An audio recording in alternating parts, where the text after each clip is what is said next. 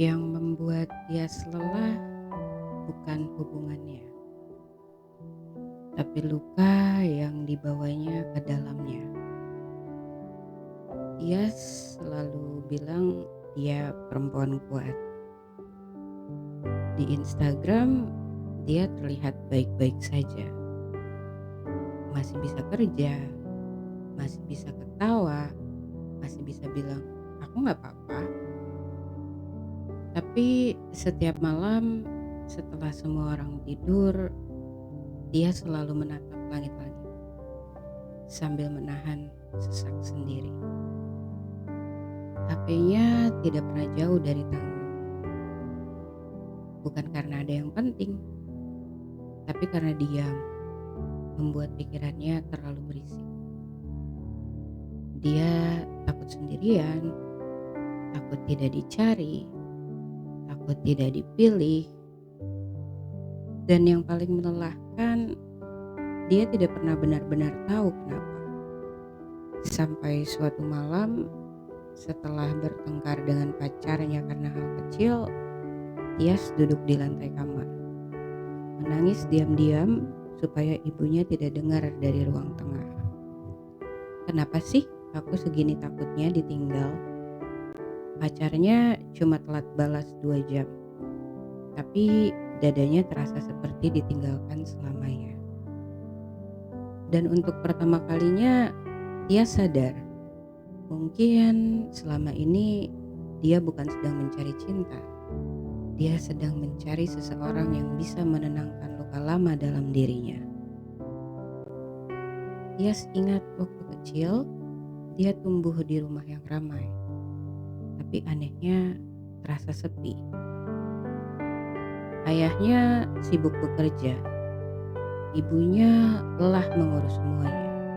Tidak ada yang benar-benar bertanya, "Tias capek ya?" Jadi, Tias kecil belajar satu hal. Kalau mau disayang, dia harus jadi anak yang tidak merepotkan. Dia harus kuat, harus mengerti keadaan, dan harus mengalah. Luka itu tumbuh diam-diam sampai dewasa. Makanya sekarang setiap ada orang yang memberinya perhatian sedikit saja, Tias langsung kehilangan. Dia mencintai terlalu dalam, terlalu cepat, terlalu banyak berharap. Bukan karena dia manja, tapi karena ada bagian kecil dalam dirinya yang sudah terlalu lama tidak dipeluk.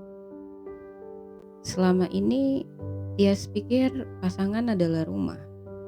Padahal diam-diam dia menjadi hubungan sebagai tempat pelarian dari rasa kosongnya sendiri. Makanya setiap hubungan selalu terasa melelahkan.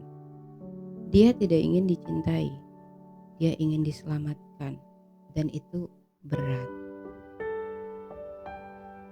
Karena tidak ada manusia yang bisa terus-menerus mengisi luka yang bahkan belum kita sentuh sendiri.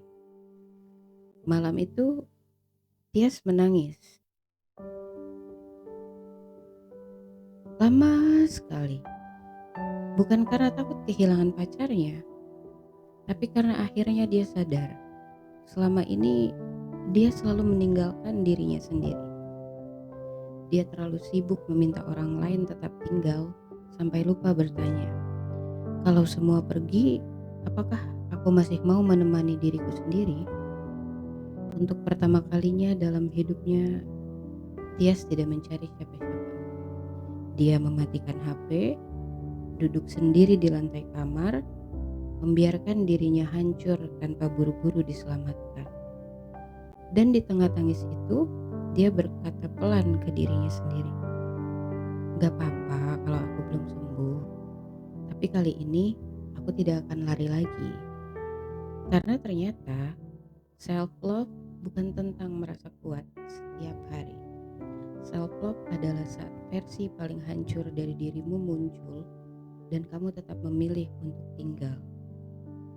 Bukan untuk menyelamatkan orang lain, tapi untuk akhirnya menyelamatkan dirimu sendiri.